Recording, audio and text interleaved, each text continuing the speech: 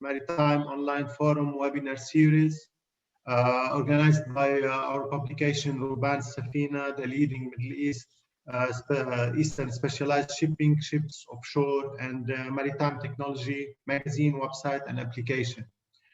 Today's webinar is sponsored by IEC Telecom Group, the world's leading provider of satellite communications and solutions for efficient end-to-end voice and data services. We would like to thank IEC for this sponsorship. Allow me just to introduce myself. My name is Luay Shaban, the Editor-in-Chief and Business Development Manager of Ruban Safina magazine. Our publication plays a key role in shedding the lights on the maritime industry news, not only through the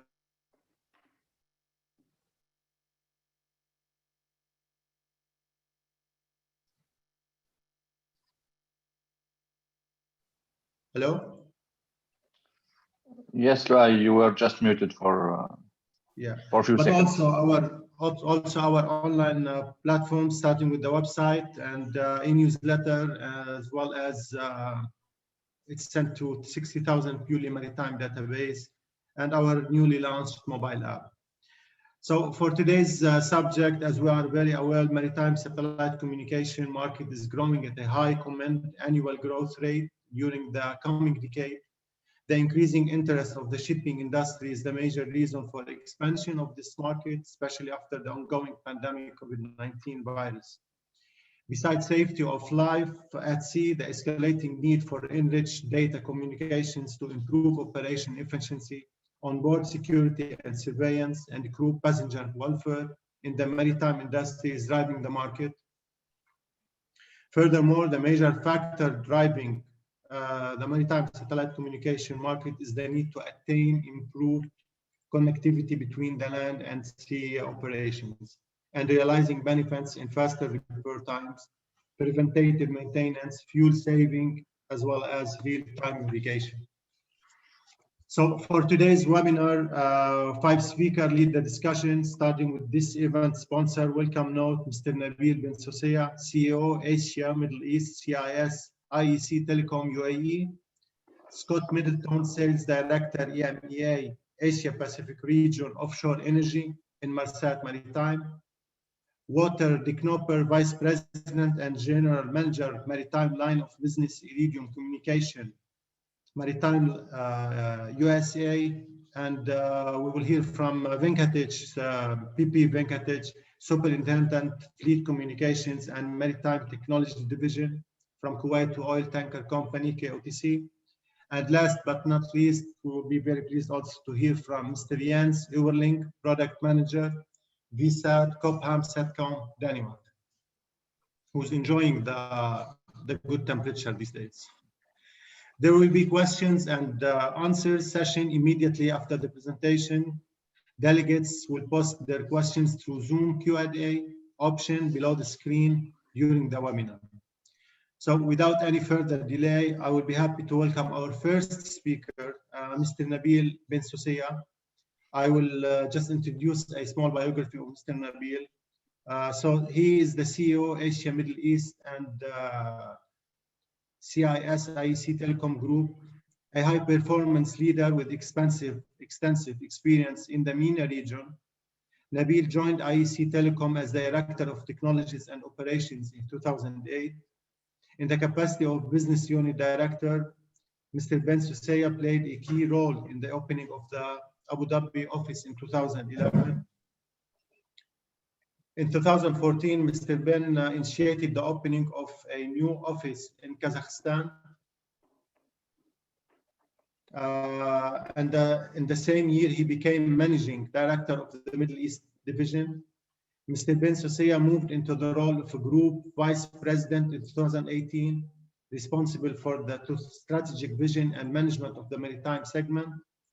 With the increased scope of his profile and responsibilities within the group, Mr. bin Soseya had advanced to the role of CEO, Asia, Middle East, and CIS in 2020.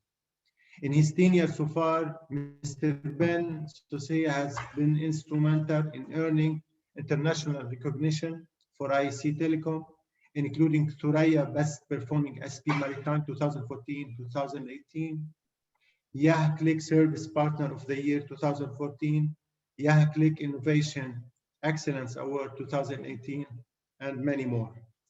Mr. Nabir, we are very happy with your participation and we are all ears, please. Thank you, Luay, and welcome to everyone. The discussion today will be a quick presentation about digitalization and about the new possibilities of digitalizing smaller vessels that are for any reason not able to install a VSAT terminal. So we start.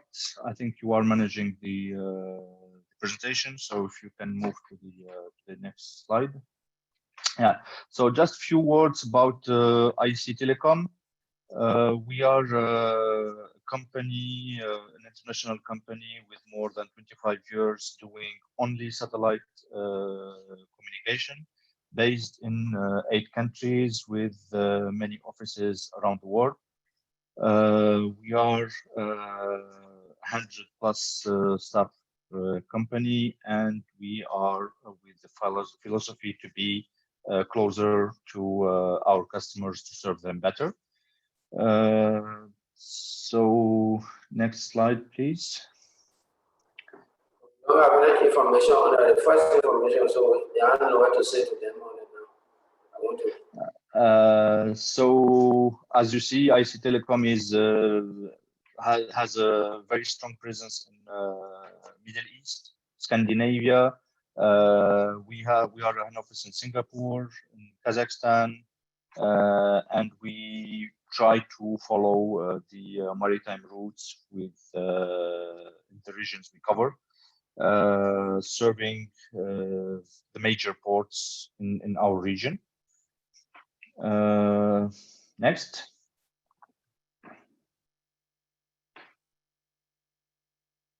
Yeah, so IC Telecom, no, the previous one. IC Telecom is a satellite service provider, so we deal with satellite operators like IRIDIUM, Inmarsat, Thuraya, Yasat, Telenor. We try to build our solution to be working with all our providers and all the satellites we have access to. We offer additional to the satellite products themselves, so from handsets to VSAT, we have the full portfolio, but also we develop solution around those satellite providers, hardware and connection. And we have also our value-added services that we try to bring to the customer to solve their real problems. Next, please. So speaking about digitalization and digital transformation globally, so we see that the digital automation, AI, cloud-based solutions will add $13 billion to the global GDP by 2025. The part of the maritime part of it is expected to be 38 billion in digitalization by 2050, and all that is driven by increasing penetration of IoT, rapid adoption of cloud services, and the most important thing is the increasing penetration of mobile services, or also what we call the new generation of seafarers that are coming all the time with their own devices and are so dependent of the on the connection more than, I would say, the older generation of seafarer. Next. Yeah, so why to invest in telecommunication, I would say. We just have a small presentation of what are the different costs that are involved when you operate a vessel. And we see that you have 21% of port charges. You have fuel cost of 46%. And then we are trying to show you how telecommunication or how satellite communication help to reduce cost for the overall operation. So in terms of fuel, there are a lot of softwares today that are just live measuring the weather, the wind, the all what is, I would say, the environment around the operation, and they are optimizing the routes, and plus minus all of them, they are claiming that they can help to save at least 7%. In terms of repairs, we will see later that we have the possibility to have remote maintenance that can reduce cost by 20%, but with the context of COVID, that maybe is the only possible way to do maintenance. In terms of personnel, today, yes, many people look at it as an additional expense to the personnel, but it is more looked at as a solution to keep the and maintain the high qualified people. Next, please. We have also the possibility to have the virtualization of telecom services is also one of the solutions and one of the things that are happening those days because of the limitation of travel, etc. So we have possibilities to already, and IC already implemented in their portfolio of solutions, telemedicine, remote maintenance, and of course the possibility to have video conferencing and chat solution. All this within the context, of course, we are doing now today on Zoom, when we will try to use Zoom over satellite link. It has its challenges, so we had to go and develop solutions that are working with the satellite specificities of the link, and also not bandwidth consuming as we can enjoy here being at home or in the office. So what we have done, we have developed OneGate solution. OneGate Maritime is a solution that is big and is for developed 2 years ago to work with the VSAT. So it was working well with the different VSAT solution, whether it's KU, whether it's KA, and it helped our customers to solve all their solutions or problems and be on board with the digitalization and have all the services that they need. But it was limited to the VSAT. So we go to the challenging of companies starting today with the context of the pandemic and with the context of also of the size. So for the large vessels today, it is easy for them. They can go to install a VSAT terminal, whatever what is it requires. It requires either commitment, which what we see today becomes more and more difficult for people and for customers to commit with the pandemic context, and or if they don't want to commit, they have to buy a VSAT terminal, and that is with a high capex.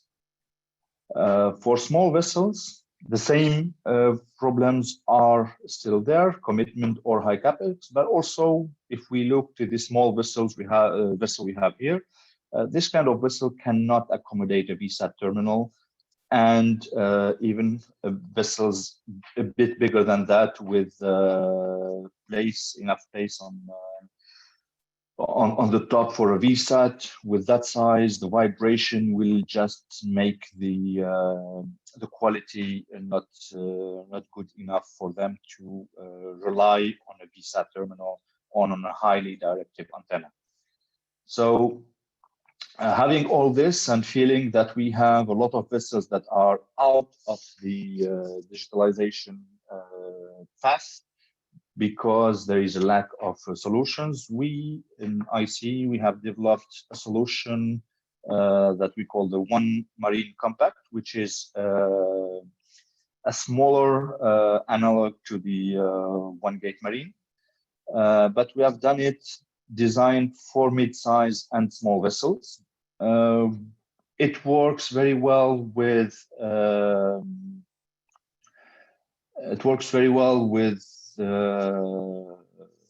L-band terminals. So with that are the solution for small vessels, and then also this kind of solutions is working closer to the shore. So we added to that also the possibility to have a 4G connection and use the this route. So we'll just go quickly through the different options and different features we have on the One Gate Marine Compact. So it's a solution that offers you remote access or a possibility to have a remote office to access your vessel management system, to do any smart solutions like remote maintenance, remote surveillance, and we have all those solutions that are working within this bandwidth offered by the L-band terminals, even though I would say thanks to IRIDIUM, we are reaching already 700K, and that is making our life a bit easier.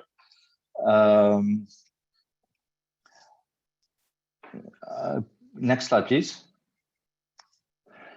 So for the remote maintenance, we have already existing solutions that are helping for remote maintenance, and today it is fitting within 128 less than 200 kilobit per second, offering a decent user experience and answering the requirement of the customer. So we care about the bandwidth usage and also the real result that the customer will get.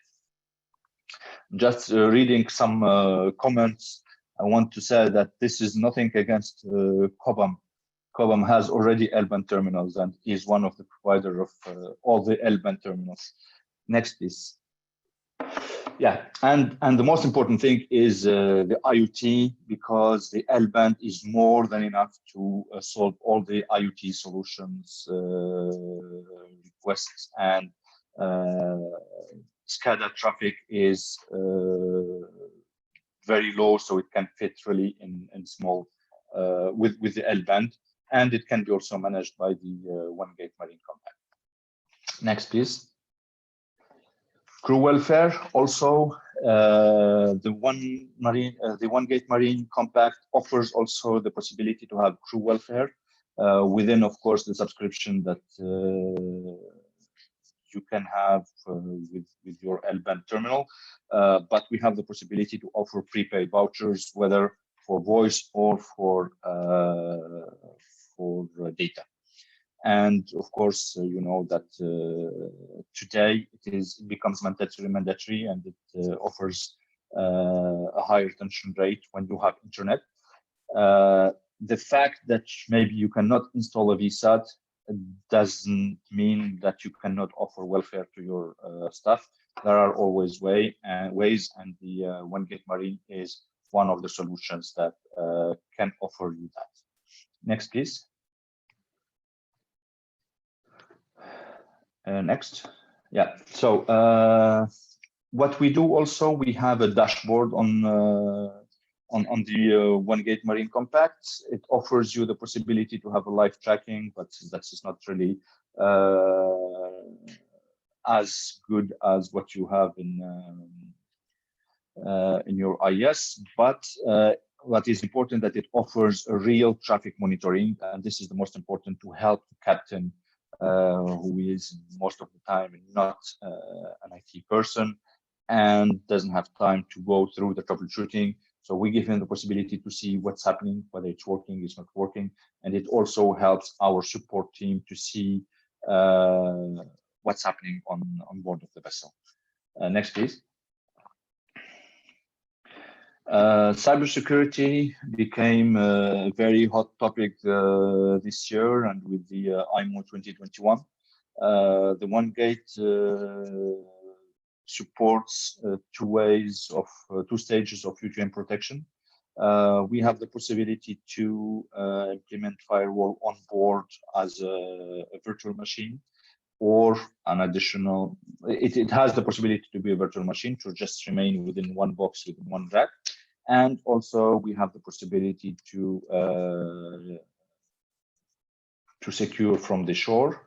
We have also a full, I would say, a full package of cybersecurity, which should fit with more than 60–70% of the regular setup. But of course, everyone should know that cybersecurity is a one-to-one solution. There is no solution that guarantees security for everyone. It has to be worked between the provider and the customer to make sure that we cover all the potential threats that you might face in your operation. Next, please. And then to summarize, OPTIVIEW is our solution for satellite connection. So it is a portal or a dashboard that shows you, being as an IT manager or a fleet manager in your office, we can show you all the data that is related to your fleet, starting by the usage details per vessel, the bandwidth monitoring on live, and with also fuel histories. You can manage your credit limits, you can manage your filters allocation, and the traffic you want to block or allow. You can monitor the vouchers in terms of when you have the vouchers for the crew calling and crew internet. All this is available with all our solutions. So whether it is, so we don't push the customers to say, I want a Cobham, or I want an Intellion, or I want a Thales, or whatever. We develop this working with all our hardware manufacturers and all our networks also, whether it is Inmarsat, Raya, or IRIDIUM. The same, OPTIVIEW will show you the same, so you can have even a fleet of different solutions and you will look at it at the same way, and you have the same reports. So this is for us what we try to do. This is how we can enable the digitalization even for smaller vessels, even for those who are for the time of the pandemic not able to afford or to commit a VSAT antenna. But also, if you can do that, then you have the same service and a bit even more, because the One Gate Marine is even bigger and with better performances. That's all from our side. Hope you find it. Thank you, Mr. Nabil, for this important presentation, and I'm sure we will have some questions in the final of the webinar. So I'm sure there are some questions that will be directed to you, and we will be looking forward to hear from you as well. We now shift to our second speaker, Mr. Scott Middleton, Sales Director, EMEA, Asia Pacific region, offshore energy at Inmarsat Maritime. A small biography of Scott, with an expertise in technology-based solutions for the shipping and O&G sectors. Scott has 16 years of experience in sales and business development. He joined Inmarsat in May 2019 as a regional sales director for its offshore energy business, which covers the full portfolio of Inmarsat services and digital solutions. Previous positions have included roles as Vice President, International Sales Manager at Words largest ship agency and a supply chain logistics company, as well as a senior business development position at Weather News. He is an alumni of University of Glasgow and Warwick Business School. Mr. Scott, the floor is yours. Thank you very much. Could I potentially share my slides, please, myself? Yes. Thank you.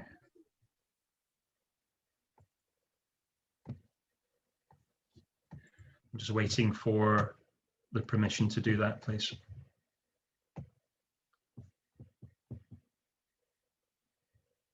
Could I, there we go, thank you. Says host disabled participant screen sharing. There we go, thank you.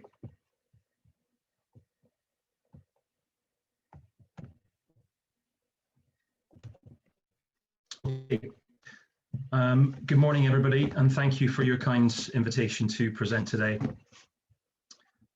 The first picture that you can see has been chosen because we've looked to space and to the stars for answers to solve challenges here on Earth.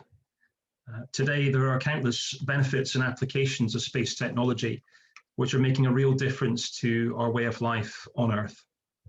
So satellites for connectivity is just one such development. I'm going to talk to you today about how this is making a difference from a crew welfare perspective and also an operational perspective, with a focus on digital and IoT in the offshore supply vessel sector. Connectivity for the OSV sector means more than just communications for crew and operations. It's actually now become mission critical for operations. In addition, we're seeing connectivity being used for data insights, whether that be for the owner or charterer or third-party OEM or even analytics companies. We're seeing on average a doubling of data demand in the OSV sector every 8 months or so. And some vessel owners are predicting a new normal of terabytes of data for vessels in the near future, driven by operational data analytics, crew welfare, and charterer requirements. Shipping is still very much a people business, though. People and their experience are still shipping's most important asset. And the sea can be a very difficult place to live and to work. For the seafarers, it means months away from home and their families each year, which may mean strained relationships and possibly missing out on some of life's key milestones.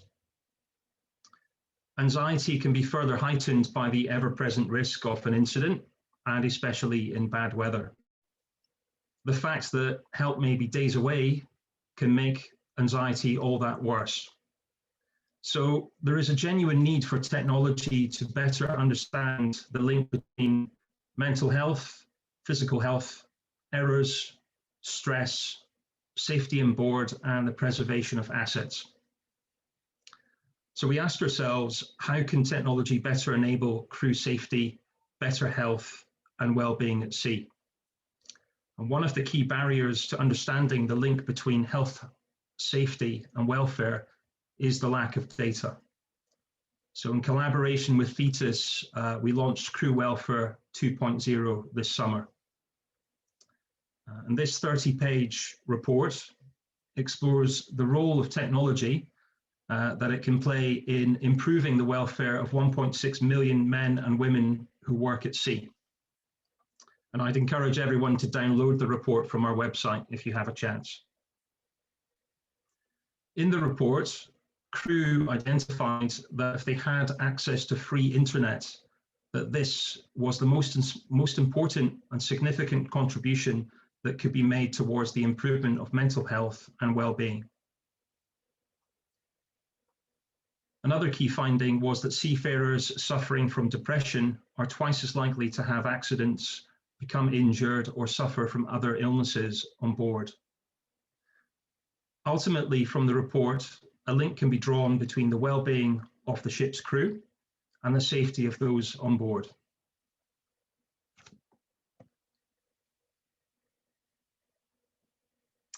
With the current pandemic, this has been brought to the forefront. So from our 10,000 vessels connected to Fleet Express, we have seen a 50% increase in data traffic since the start of COVID-19. And we've also seen a 70% increase in the number of voice calls. We've seen a large increase in crew usage. However, we've also seen a large uptake in operational applications. Examples are telemedicine, video calling, remote monitoring, and remote vessel surveys. It would appear that in the current market, vessel owners are even more interested in embracing digital and IoT solutions quickly.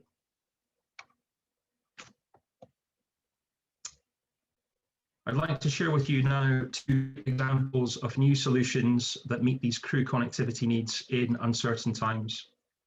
The first one is with the healthcare specialist deacde and software developer FrontM.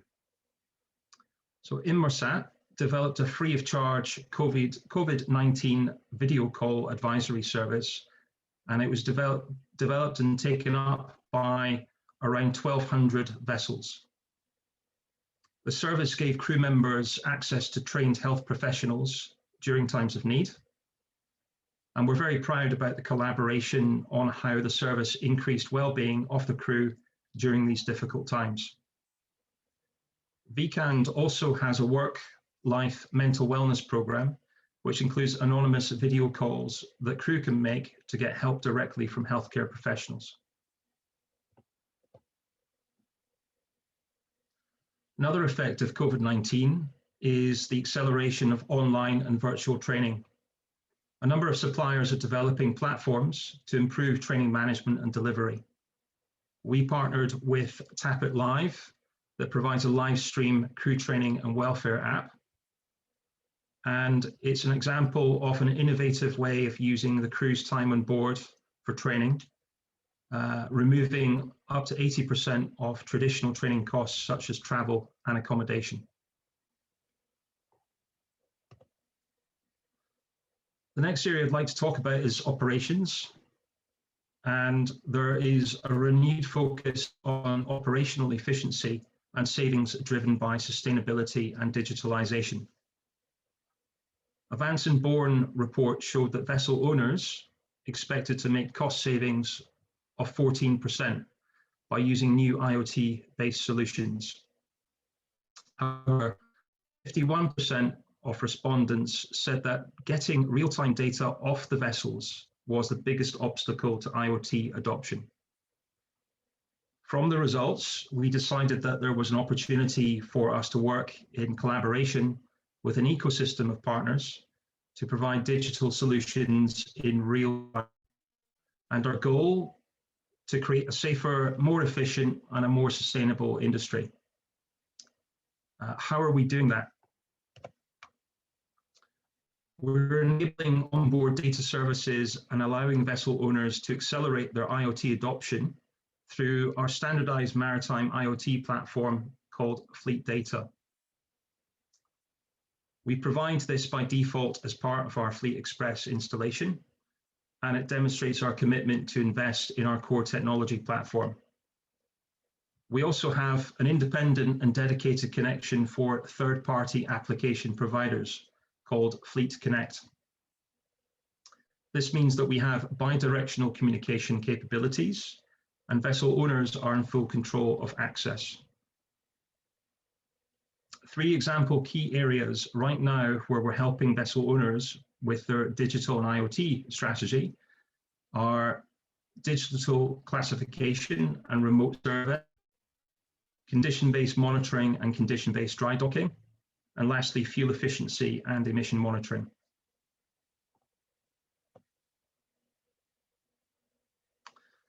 The most fundamental shift we will see in the next few decades is how the maritime industry manages energy in a world without fossil fuels.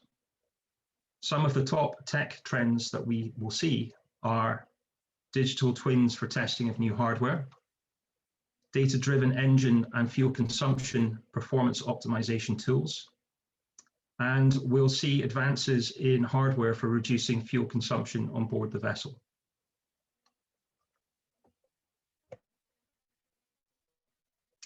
Another example of how fleet data has been used is with a digital twin to reduce fuel consumption. In this case, our customer installed Fleet Express and fleet data was added by default during the installation. In cooperation with Wärtsilä, our fleet data unit collected around 300 data tags from the vessel, and with permission of the owner, the data was sent to our partner, We4C, to analyze through the digital twin. The configuration of the system was completely remote and with no CapEx or new physical sensors required. According to We4C, the savings for this customer from the digital twin was up to 15%. And many traditional performance optimization tools use master's noon reports and manual readings, usually transmitted back to shore once a day, and it may be in multiple formats, and using the vessel owner's shared network. With fleet data, We4C receives data in real time, every minute, and on a dedicated network.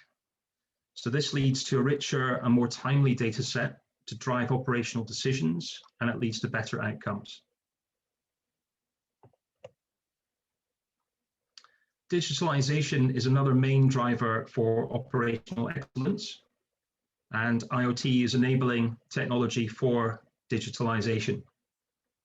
By bridging the gap between the physical and the digital asset, it makes cloud platforms, big data, blockchain, and artificial intelligence possible. Some of the top trends we see in digital IoT digitalization are IoT sensors and scanners for maintenance, drone technology for ships agency and husbandry, and also inspection services, mixed reality to train and remotely assist engineers at sea, and lastly, cloud-based platforms for performance optimization.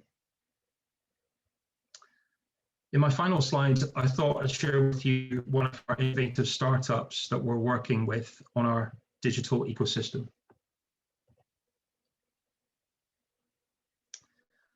So we're working in collaboration with the startup and one of our largest OSV customers. The startup focuses on loop oil IoT sensors at different critical locations on the vessel. Fleet data is then used to register, aggregate, and send the data in real time. And lube oil related failure is one of the most common causes of engine damage.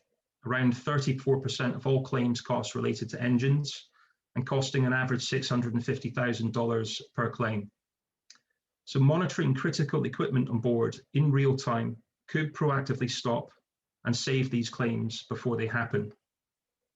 Not only that, it could in turn avoid a vessel going off hire and having expensive repairs.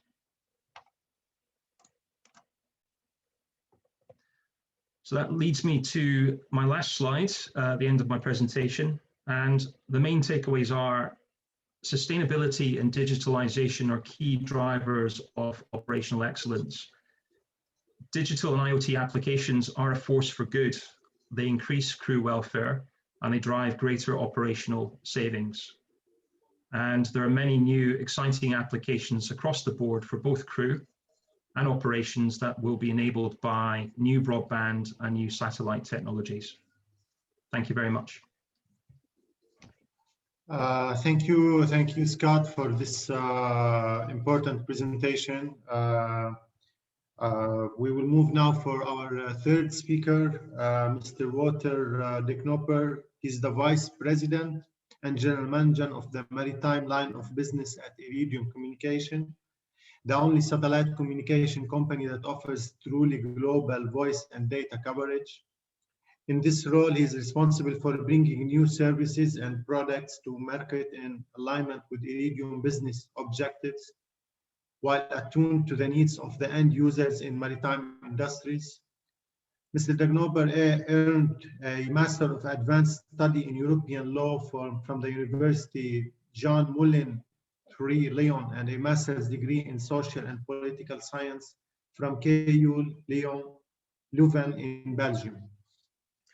Wouter brings more than 20 years of experience in the satellite industry to his position as Vice President and General Manager of IRIDIUM Maritime Business. In this role, he is responsible for bringing new services and products to the market in alignment with IRIDIUM business objective while attuned to the needs of the end users in maritime industries. Most recently, Mr. Dagnopar has engaged IRIDIUM with the ocean cleanup and international project working to rid the world's oceans of plastic using advanced technologies, including the use of IRIDIUM broadband hardware and services. Mr. Dagnopar began his career in the satellite industry with SAI Communications, then later joined Marlink before joining the IRIDIUM team in 2005. He has extensive knowledge and experience in business development, consulting, as well as project and partner management in IoT security, land, mobile aviation, and maritime application. Prior to his current role as Vice President and General Maritime Business, Mr. Dagnopar also serves as the Executive Director of the Europe, Middle East, Africa, and Russia region for IRIDIUM. Mr. Walker, we are all ears for your presentation. Yeah, thanks, Luai. It would be great if you can sort of show the slides. Makes my life easier. So great to be part of this webinar alongside with my well-respected industry peers and colleagues. So, of course, thanks also to the audience for tuning in. Appreciate you all taking the time today. So on the next slide, just for the ones who are probably a little less familiar with IRIDIUM, on the next slide, you can see a quick snapshot of who we are and what we do. So as Luai already mentioned, we are the only truly global satellite communications provider. We do this with a network, a LEO L-band network, so low Earth orbiting L-band network, a constellation that consists of 66 satellites and multiple spares. You can see that it's been awarded many times already. It's also brand new, and so we are today serving close to 1.5 million of subscribers worldwide. 1 million of those are in fact related to IoT type applications.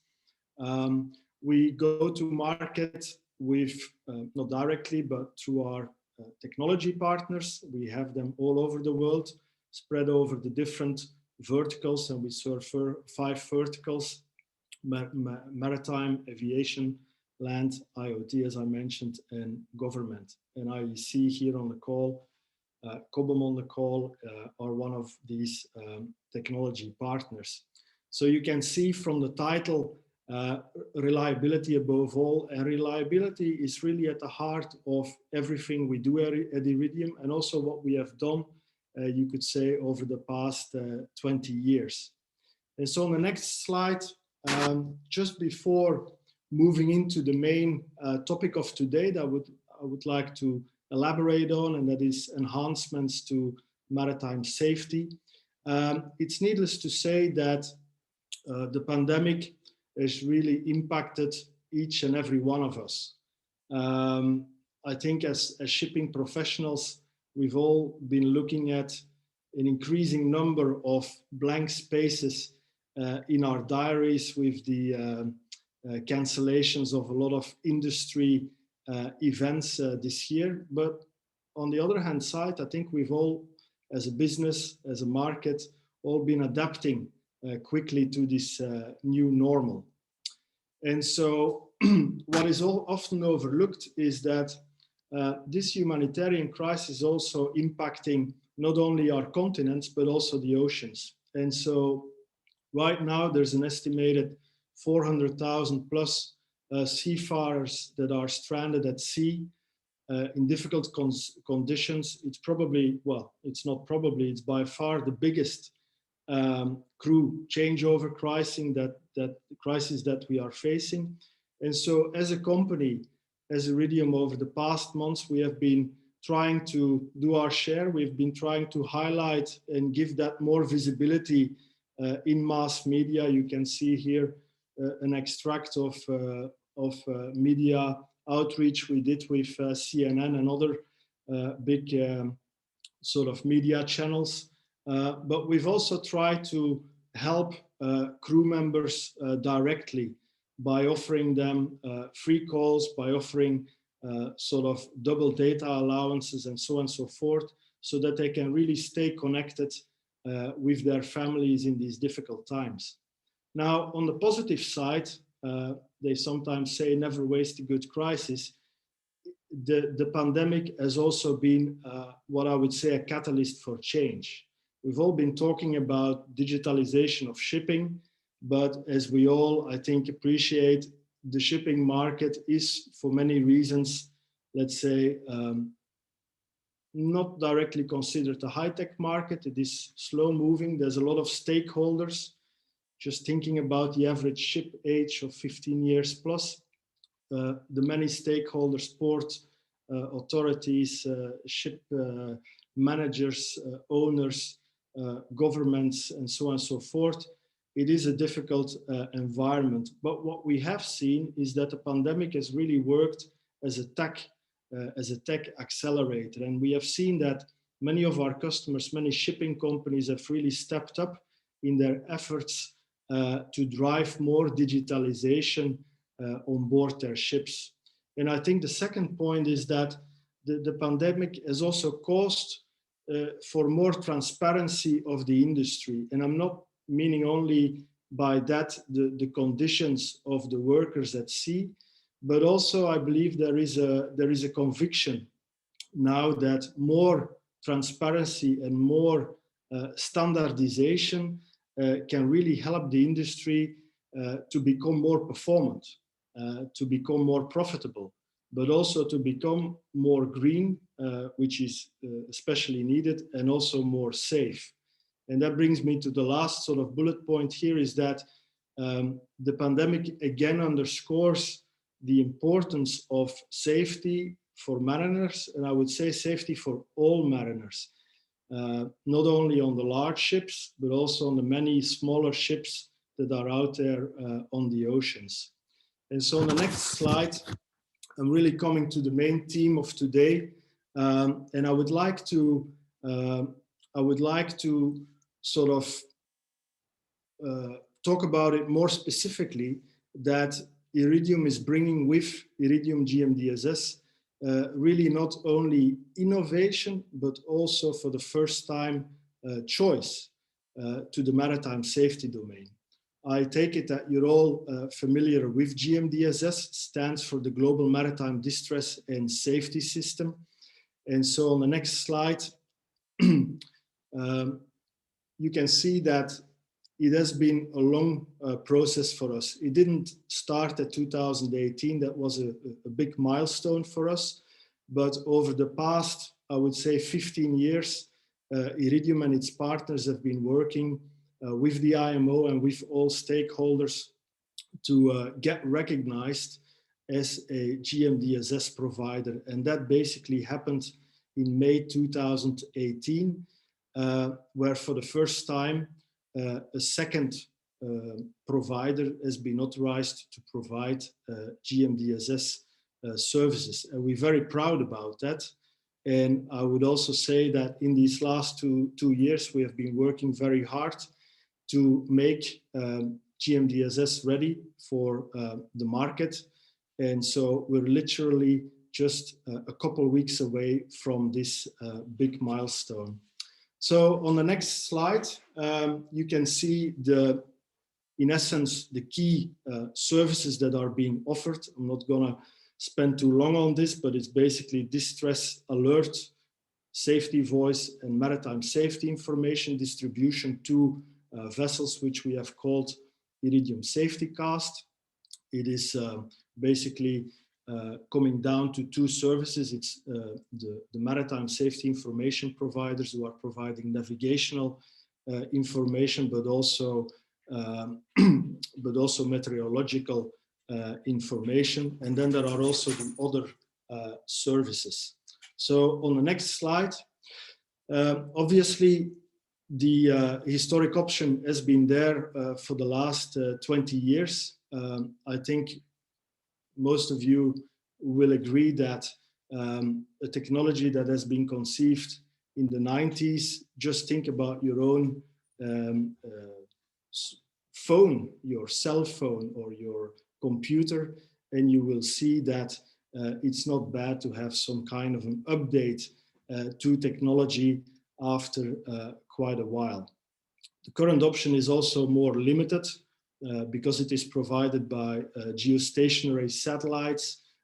It doesn't cover the poles, so it doesn't cover what we can see as the more increasingly becoming popular northern sea routes. So it doesn't cover that very reliably, and also not all the services are used. It's also perceived by many seafarers as rather expensive. So basically bringing choice and innovation to this domain should also allow us to make it more affordable also to non-SOLAS vessels. And that really brings me to the next slide, where I would just like to summarize the key sort of advantages that IRIDIUM will be offering with their GMDSS service. So you can see coverage, I already mentioned it. It's quite obvious. We have a low Earth orbiting network. So that means that we are covering the entire world pole to pole, including the A4C area. Capability is also sort of key. With all functions in a very small form factor terminal, it's very powerful solution. And especially I would like to underline safety voice. That is a significant enhancement. Just imagine that pushing the red button on an IRIDIUM GMDSS terminal, within 30 seconds, a distress alert and a distress call will arrive at the RCC at the same time. And so that really allows the RCC to know who you are, where you are, and basically that you are in distress. But the voice element also gives you more context, gives you also more detail about the nature of the distress. Is there a fire on board? Should I abandon the ship? Is there icy conditions? Are there enough lifeboats? There's so much context that is really important if you have that voice capability. So all these are really key factors in mounting for the RCC's successful rescue effort. And so again, the benefits, we call them the 3 C's: coverage, capability, and cost. And so on the next slide, you can see what that first IRIDIUM GMDSS connected terminal looks like. We've been partnering with an industry pioneer, you could say, Lars Strane. I believe it's known to many of you who have been in the maritime business over the last 30 years. It's a leading company. We have partnered with them to bring out this first IRIDIUM GMDSS terminal. Others will follow, obviously. Also on the broadband side, we are working with our manufacturers like Cobham to also have a GMDSS capability on the Certus terminals. But this is now the new terminal that will come to market in just a month's time. And so a lot of the market has been receiving this with great joy, I would say. They especially appreciate the small form factor and also the fact that there's no moving parts in the antennas. It's very robust and it allows for very long cable runs. So on the next slide, you can see vertical installation. Also good to mention that many of you having ships are probably also familiar with LRIT, SSAS mandatory carriage mandates. And so this terminal will also fulfill these compliance elements. So on the next slide, you can see the typical GMDSS sort of configuration example, where you have your radio equipment and then the two Larstrana terminals. You might say like, okay, why two? Well, that's also where we have been bringing some innovation. Just imagine that one of the terminals would be out during a distress, let's say a crane fell over it, or the antenna becomes unusable, then the RCC will be automatically connected to the secondary GMDSS terminal. So there is a level of redundancy automatically built into our network and built into the provisioning. And so that's why we would recommend installing two of these terminals. So, and that brings me already to the last sort of slide, just in conclusion.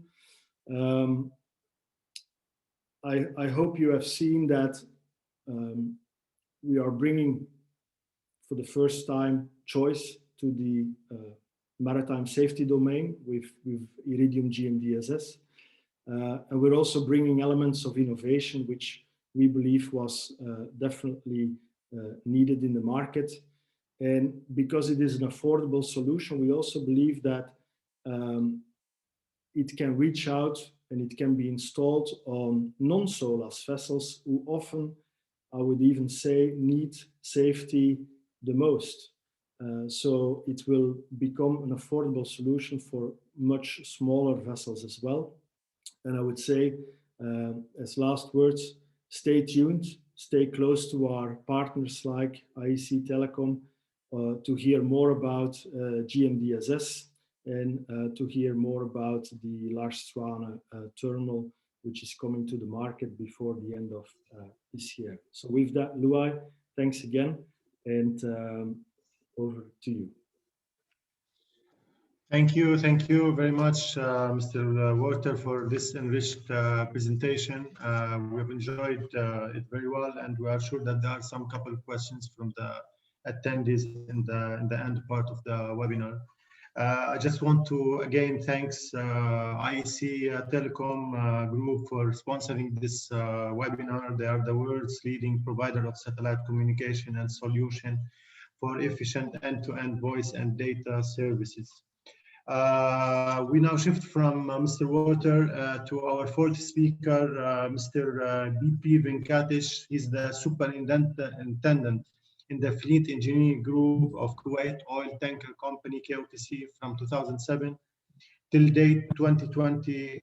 Before that, he was also the superintendent in the Fleet New Building Group in KOTC from 2005 to 2007. Prior KOTC, he was the electrical electronics engineer at various locations and positions with merchant marine, oil drilling, and as a lecturer in marine electronics. Mr. Venkatesh, we are all ears for your presentation. Thank you, Louis, and good afternoon, all. My name is Venkatesh with KOTC. Yeah, today's presentation, of course, the topic was maritime satellite communications and how that impacts us and the future leading role. So yeah, I did make a presentation from a very KOTC perspective, a ship owner's perspective. It's nothing cranial, it's nothing technical. It just shares our experience of how our journey went through. Louis, I'll put my slide. Perhaps I got a few changes on that since the last one I perhaps sent you. Okay. So if you just give me a chance to share my screen.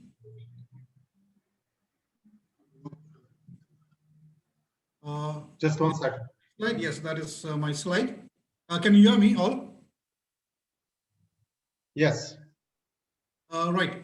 So as I said, it's just a presentation, our experiences and the way we handled satellite communication and how it grew within KOTC. So here's the first slide.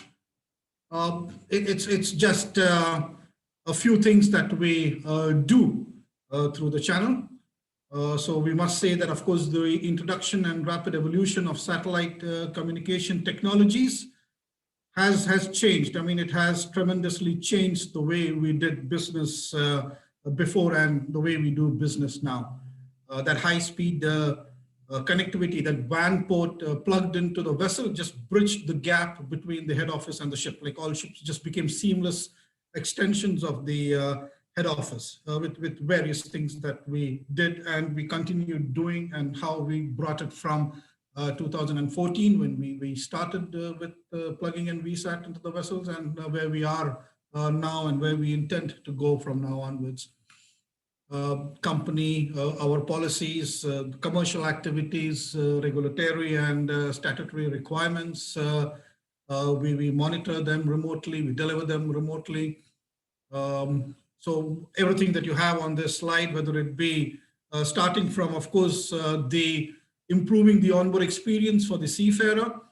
He's in touch with the family. He uses applications such as WhatsApp voice to stay with the family. There are VSAT calls as well, the charges of which are a few cents or a few tens of cents, brought down from, multiple dollar charges that they used to pay earlier on earlier platforms. Even in FBB, it had come down to 50, 60 cents. On the VSAT, those charges were brought down to a fraction of what the seafarer paid earlier. He was in message with the family. Online ERP processes, the ERP that we used internally in the company just became a seamless part. The ships also installed the Oracle ERP, and that was brought online to the head office. So various things, whether it be chart databases, navigation routing, medical emergencies, crew training, online SCM, just everything joined, plugged into the pipeline. So it was quite awesome in the way that things changed for us. We have now a VSAT with the CIR. We get much more MIR on that. But we have a CIR of 1024 on the download and 256 on the up. We were before 2017, 256 and 128. We increased the speeds there because it got cheaper for one, definitely. The costs have come down from what it was when we started. It was quite cost prohibitive in that point of time. So we selected 256, 128, and now we are at 1024 and 256 for the upload. And yes, as I said earlier, and I can't emphasize enough that this dramatic increase, like a boom of information that we started passing between ship and shore. And that technological transformation, it enabled real-time exchange and monitoring of static and dynamic parameters, SCADA, you name it, the ERP, which I already said. So just passed large volumes of information between ship and shore. As I pointed out over here, mostly productive, sometimes unnecessary, just because the channel was there, useless information was also transferred. And then we realized we need to keep a balanced approach as to what we are bringing to the head office to ensure that data dependability and good data usage. Moving to the next slide, it just continues on that it's had an impact so immense on our daily business that it's quite incomparable, quite immeasurable from any benchmark of how we did business in the past before the VSAT era and how we do business now between the ship and the shore, that is. And that, of course, brings us to the point where we are so dependent on this pipe, on this channel that connects the ship to the head office, that even a temporary outage on the comms platform of the ship brings everything to a standstill, brings the entire business functioning between that particular ship that has lost VSAT, has an outage to the vessel. We've lost the ERP, we've lost SCM, that is the supply chain management for the vessel. We lose the daily reporting system, we lose everything, and everything goes now to the emailing system, which is then, of course, not as interactive as that data transfers from the online data plugin could be. The ship crew, the ship staff, they lose their messaging. They're all mourning. They're not happy about this. So as I said, the business process and the people that manage these processes are now hooked to this backbone. And if we don't have it for a period of time, it hurts. It hurts the system. It hurts the people on board. And therefore, we get desperate in trying and repairing things and bringing them back to the normal. This dependency is irreversible, Everton, and has a huge appetite that needs constant feed for improvement. Yeah, we need to constantly improve the sets we have on board, create redundancies, expansions, as in new softwares that we need to monitor, to control the processes that we do on a daily basis from the fleet engineering and the fleet operations group. So it has changed the way we do business forever. And there's no going back. It's a one-way path, so we have to keep moving ahead. And the increasing bandwidths allow for an increasing digitization of processes. And again, that's a flip back, is that while digitizing all processes, we need more and more channel volumes to carry out those exchanges. This table I just made, it's very small probably for people to read, and I'm not going to go through all that, but how we did things prior to 2014 in the era of Fleet 77 and FBB. And we had only emailing, for which we used AMOS Connect, since that provided good compression and decompression. So the volumes of what we sent, the MBs were lower. But once we brought VSAT in 2014, then we created our own servers. So we had our own emailing server at the head office with a backup server as well. We had our own domain at kotc.com.kw. So we had the main server, the backup server here in Kuwait at the head office. We had a remote server in the US in case of failure of the Kuwait servers or a problem with internet access to Kuwait. And to some extent, we have things in the cloud as well, which we purchased all through a US company that we contract. So yes, and then from 2017 onwards, when we increased the speeds to 1024.256, then things really took off, and we started all these little things that I put down there, starting from our Danavis preventive maintenance system, the supply chain management, purchasing, logistics, online ERP, the HSE, SEAM, Pico Insight, our fuel saving programs, our reporting programs, the MRV, weather outing, navigation aids, chart database, everything. I mean, instead of having a packet delivered to the vessel in paper in every port, now they just started downloading the chart databases, and it became so much more convenient and so much more easy for us to do business. But of course, that dependency to that channel remains, and it just grows day by day. So sometimes it gets scary in the sense that when the channel fails on any ship, and then you like turn back the clock to the Stone Age for that particular ship for that period of time. So yeah, it's just coming back here. So in this COVID era, since one of the topics was COVID, just jotted down a few lines on this one. So that existing dependency that we had developed on the comms platform just increased dramatically since March 2020, since we went into the so-called lockdown conditions. There were no ship visits, no superintendentship visits, class surveys, putting inspections, onboard service engineers. Things are broken on the ship. We need to put a service engineer on board to fix that. And that just became so difficult. And then everything went to the remote, which means just an overusage of that comms platform on board. So what was already like kind of getting used to a maximum just kind of got used even more. And everybody wanted the channel during those working hours.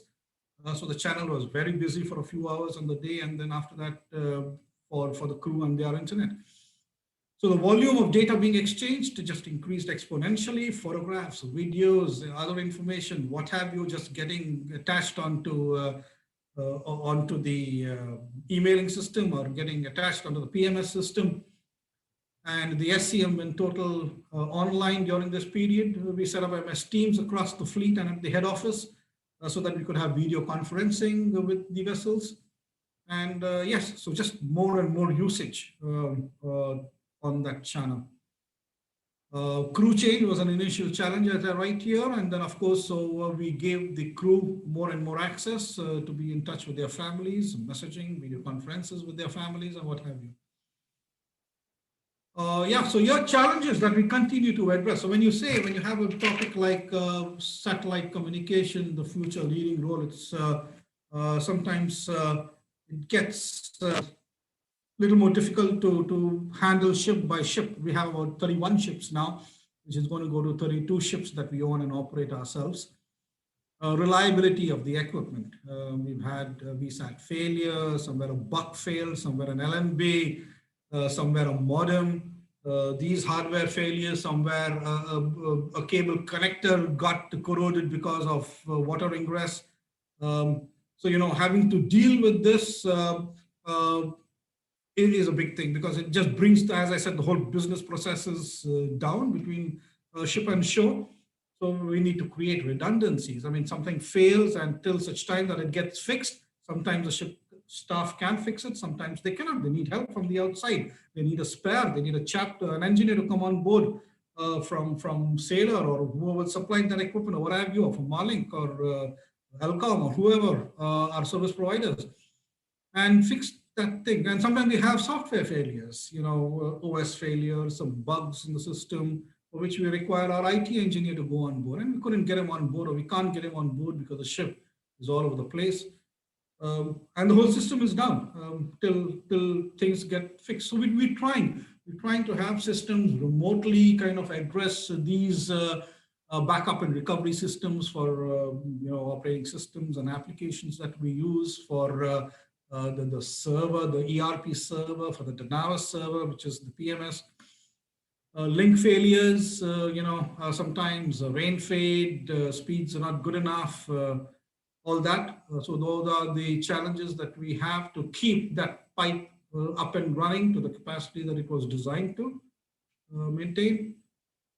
Security, cyber security, yeah, I mean, then you have the IT department goes berserk at times with putting firewalls and sweeping softwares, scanning softwares and what have you.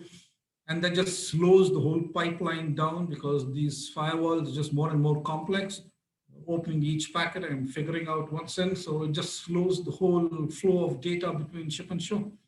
And then another thing that's killing is the asymmetrical nature of the channel. Most systems were designed way back when, when you probably just clicked on a link. So there was very little data going out, and then you kept on downloading volumes of data. But with all these advancement, all these softwares that we're using nowadays, the ship is actually sending as much or even more data out, which means the upload is even more than the download. So this asymmetrical nature of the satellite channel, 1028 on the down, 256 on the up, is kind of, we're finding that to be, a bit stressing the channel, because then 1028/256 almost comes down to a 256/256. Doesn't matter what your download speed is of the ship. When you're having a video conferencing, the ship is actually connecting as much packets as they are receiving. So we want to try and bridge this asymmetrical thing by probably the next time we take a package from a service provider for VSAT or internet, and then we try to increase. But as we've seen, increasing the upload speed increases the cost a lot more than the download does. I mean, most systems kind of fixed worldwide. Whatever the service providers are using, whether using Intelsat, Eutelsat, whatever, Inmarsat, the Ka bands, what they have, they're all geared for download. But they got to bridge this gap. Service providers have got to bridge this gap between and try and reduce that asymmetry, because volumes, as I said, that are being transmitted from the ship, data packets, almost equal those that are being downloaded. So yes, the future is where we need to have more symmetry or a tweakable system, one that can be adjusted to move the asymmetry from one end to the other. Cyber security, yeah, we have the guidelines. We won't talk much about cyber security. We all know how that affects the maritime sector. We have the guidelines from IMO and then all the maritime associations such as BIMCO, Intertanko, OCIMF, and what have you. So yeah, protecting our IT and our OT from cyber attack, that's the objective. We have a company policy and guideline to protect our data, in the sense that what data we have, the databases on the vessel, all the data information that is proprietary. So we need to protect that from any attack that may wipe out that data, that may compromise that data, people that may steal that data. So that's one part of the policy and guidelines and firewalls or what have you that we need to put in place. Then there are IMO guidelines to cybersecurity, where those guidelines and policies from IMO more focus on how a cyber breach should not compromise the safety, the environment, or the security of the ship, of the port that it's in, or the surrounding of the ships that may be near the, because we have cargo systems, we have navigation communication systems, we have various systems that can be plugged into the internet, and therefore any cyber breach onto these equipment bring these down and can create a threat to the ship, to its surrounding, to sister ships around it, to the port that it's in, and so on and so forth. So we have two distinct policies for protecting our own proprietary data, and for that, for which addresses the IMO requirements as far as cybersecurity goes. We do a lot of cybersecurity by isolation, which means if it's not connected to the internet, you don't bother about it. There is, then we only need to safeguard that particular equipment, whether it be an ECDIS or a radar, by having people poke in a USB stick and try and transfer something onto that thing, and then they can inject a virus through that USB stick or any kind of data disk that they plug into the equipment. So that we try and reduce by putting data locks onto USB ports. But we don't plug in things into the internet generally, but even if it has to be plugged in for a short period of time and can get infected in that short period of time, there could be an attack then. So we got to monitor that with firewalls and scanners, and we just limit the entry points to as low as possible. Yes, again, cybersecurity is an evolving requirement, and we will see more and more budget allocations in the future towards cybersecurity, but that's something we need to plan for as well. What we wished communication service providers and equipment makers and what have you, Inmarsat and IRIDIUM and the other service providers that are partners of Inmarsat and IRIDIUM, what we would like to see them do. Instant control for temporary ban. This is my wish list. Okay, it's just pure wish list. I don't know if it's practically possible, so that we're working on 1024, but for some period of time, we require a higher bandwidth because we want to support some high-speed activities for a day, for 2 days, for 3 hours, I don't know. So we require a kind of volume control probably for the bandwidth. Possible, not possible, I don't know, but we would like to see one of those.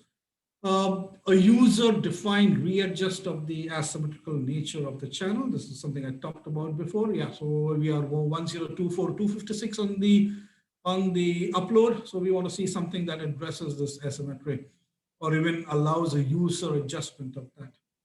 Cybersecurity, and increased cybersecurity rather than that just being a user-defined thing.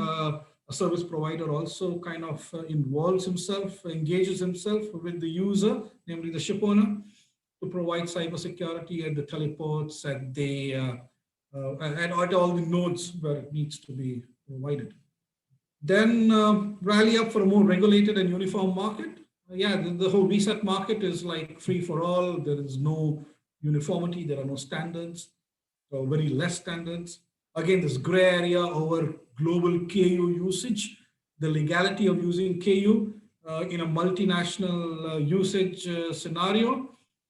So we don't know. Nobody's very clear about it, whether it's legal to use. If my ship's going to Japan today and is in Dubai tomorrow, is in Kuwait today, and is in Rotterdam tomorrow, is it legal for me to use the VSAT inside that port or not?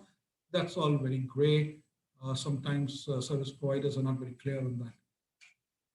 How we see the future for maritime satellite communications? Yes, we've seen for the last 10 years, as I said, and I can't stress that enough, it's been tremendous the way things have come for us from then to now, from 7 years back to now. But we don't see that the next 7 years or the next 5 years or the next few years are going to be as that dramatic. There may be some nominal increases in speeds, a lowering of costs. The backbone is going to remain much the same, nothing deeply impacting. Yes, there will be a lot of new users. I mean, not us, we're already in it, but a lot of other shipping companies, smaller companies that will decide to move on to that digitalization era. And there will be more and more users. The channel becomes overloaded. The KU band probably more susceptible due to that overload to an outage, to slight rain fade, what have you. So we see this growth pattern for the communication infrastructure itself remaining steady for a bit. Where advances will be made and should be made is in techniques and modulation patterns to increase the usage, efficiency, and productivity of the existing frequency spectrum. And that's going to say a big takeoff, iDirect and the new tech and them coming together, and probably we'll see some advances in how we utilize the channels much better and to our advantage, to the advantage of the ship owner, the user, as well as that for the service provider. Where we go from here? Yeah, we are ship owners, we're obliged to change. We are regulated by a lot of bodies, by industry monitors.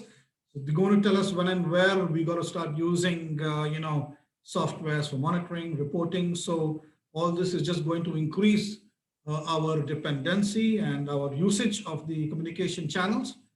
And that will be something for the service providers as well, for the industry as well, the SATCOM industry to match up to this challenge, to provide that connectivity within this hugely competitive market space, so that we get faster and faster services at lower costs, hopefully.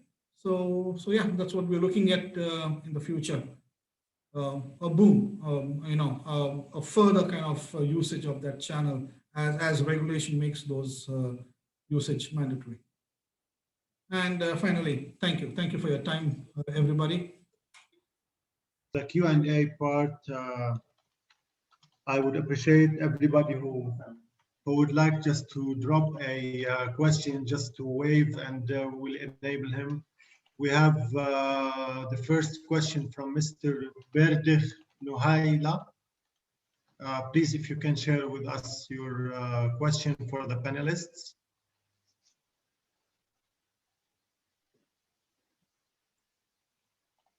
So I will come back to you to if Mr. Berdych would like to ask. Again, any of the panelists, if you want to share, any of the participants, if you want to ask any question for the panelists, I will be keen to hear. Just wave and we will enable you. So let me start with my first question to Mr. Nabil from IEC. So my question is about the one gate marine that you spoke about in your presentation.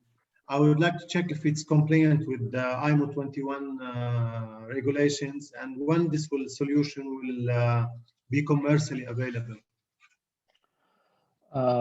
So the IMO 2021 is too large and has a lot of areas. We are compliant with the cybersecurity part.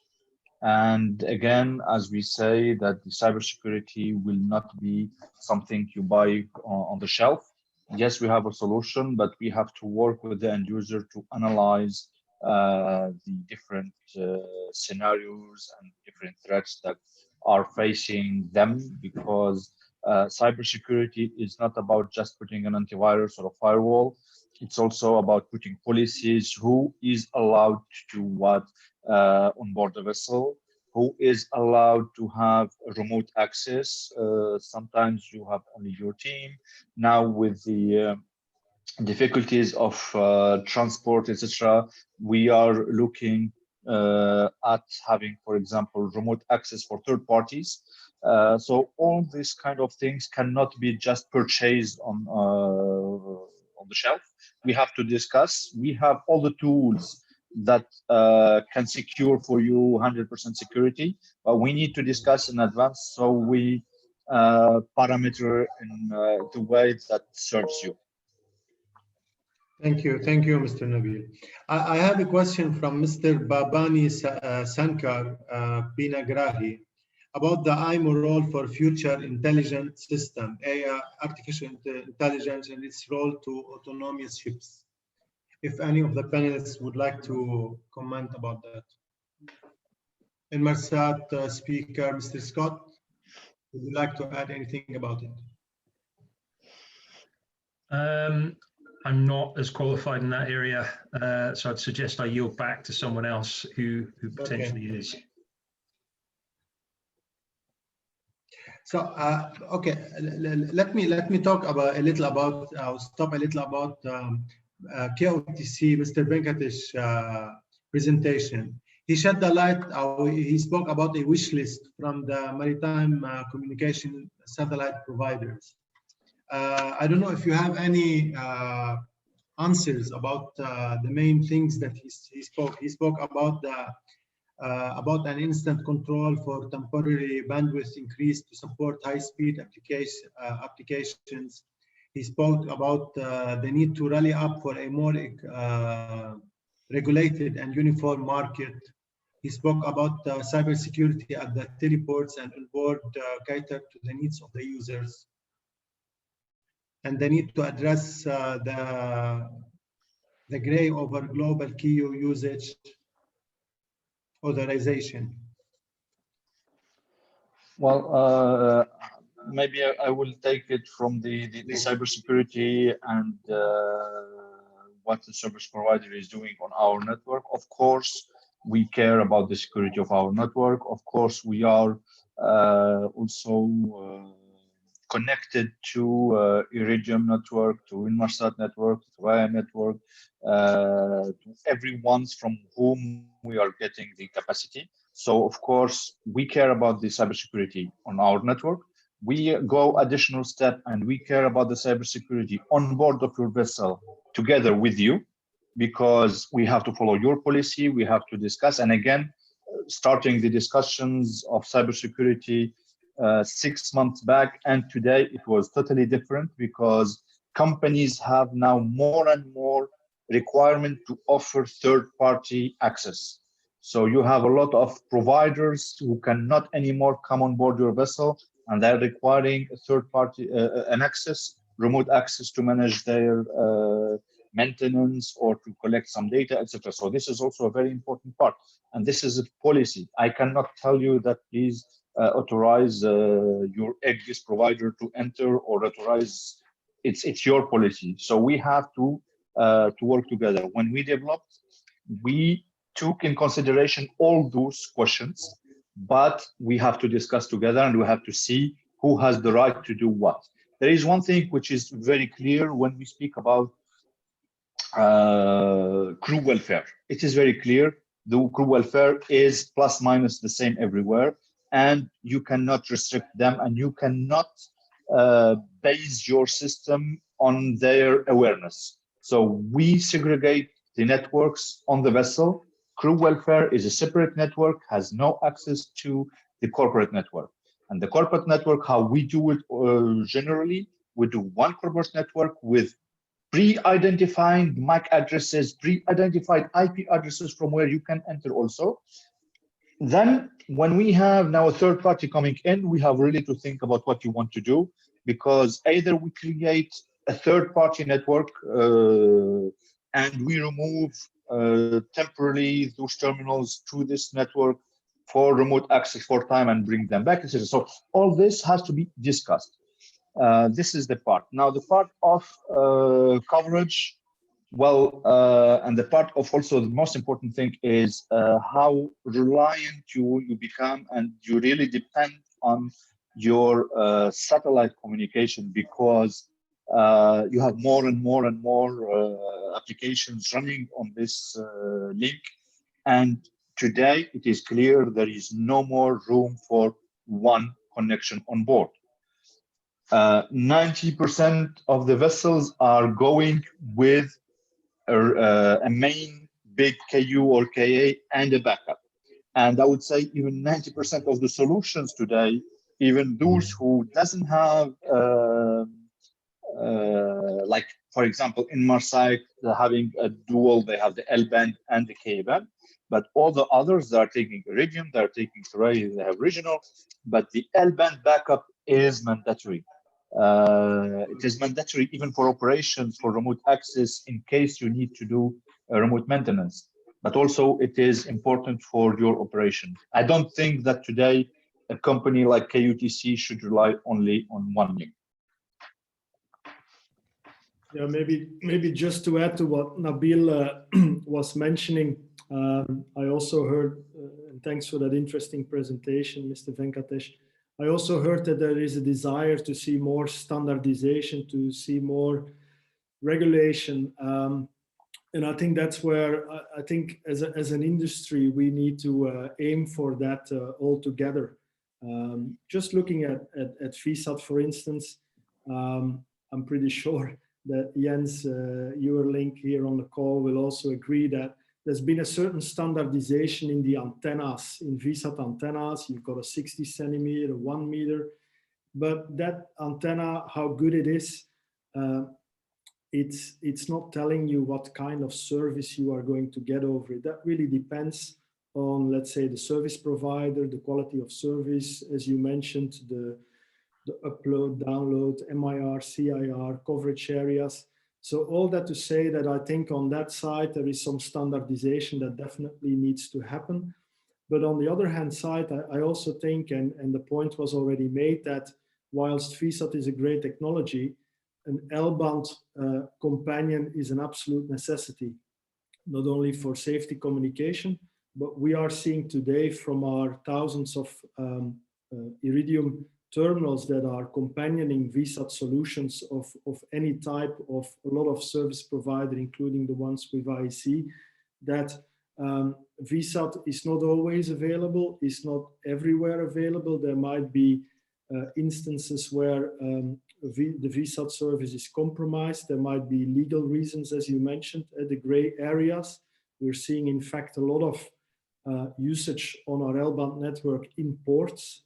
And that might be due to blockages, physical blockages, but also the fact that it is a gray zone. You're not supposed to use it. So all that, I would say, to underscore the really need for, and it's often referred to as a backup, but it's so much more than a backup.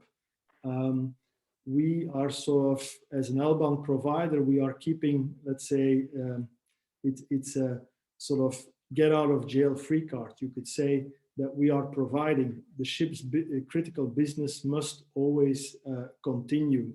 And some other ship owners recently made a good analogy with a hotel, basically, where you have the main entrance with the main elevator, but then you also have the service elevator that always needs to work to keep the hotel going.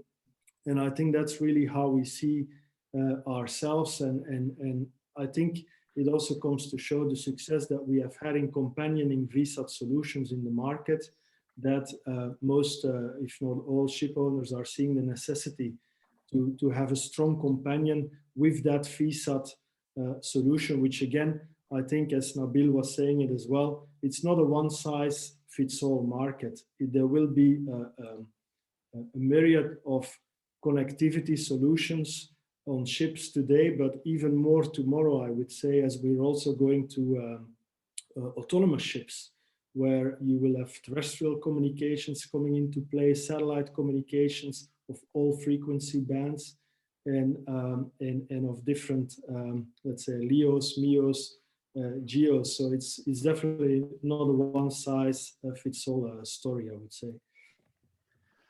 To answer, if I may, Mr. Venkatesh's question on temporary bandwidth, we saw demand in the offshore sector for temporary bandwidth for charterers coming aboard vessels, and they wanted their own network. They wanted dedicated bandwidth, and they also wanted a cyber security assurance by having their own network.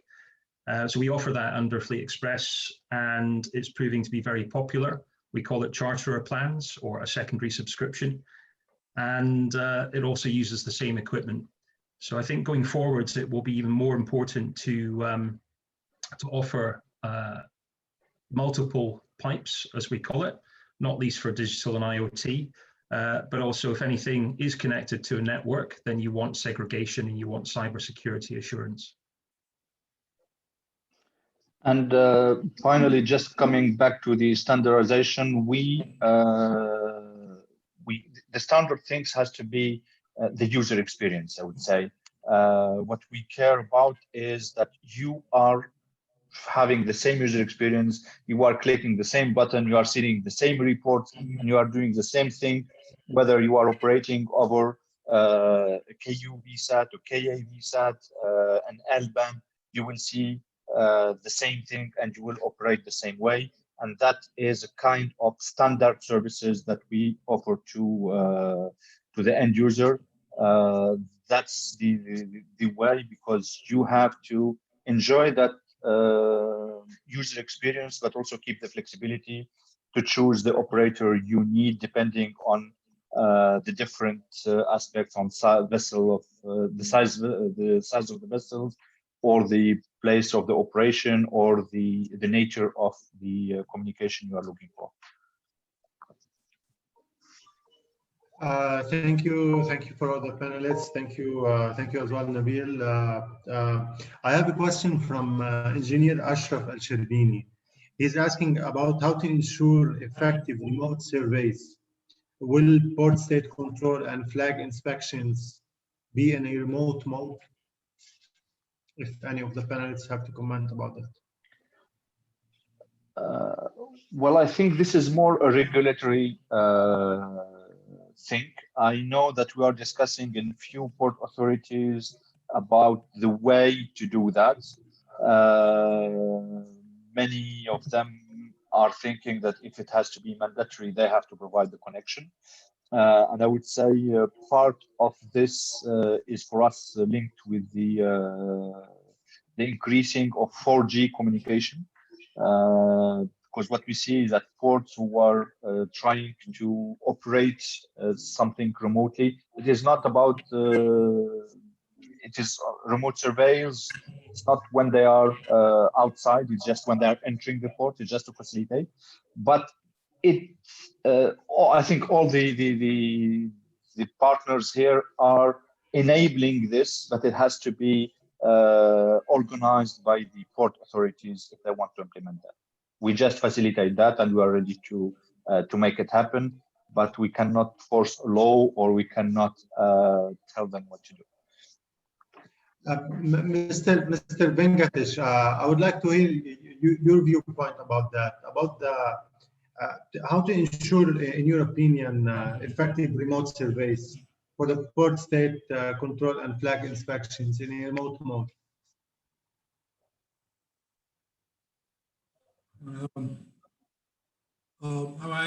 Is my muting off? Yes, I am unmuted. Well, I mean, the port state, they do communicate with the company. We have a department that deals with OCIMF and the oil majors and port states for now. What happens is that hours or days perhaps that a ship enters a certain port, we report to the PSA of that port. Now our ships mostly trade from the Arabian Gulf. We load in Kuwait, the Emirates, Qatar, a bit of Saudi. Our discharge ports are mostly for crude oil. We travel to China, some Japan, some Korea, but mainly China, because we have that agreement between the governments. And then we have gas going to Korea, Japan, and those areas. So we do communicate with the PSCs, report to them. They have an online system, so the ship uses their online system. They fill up the checklists, give any feedback to the company, to the PSC.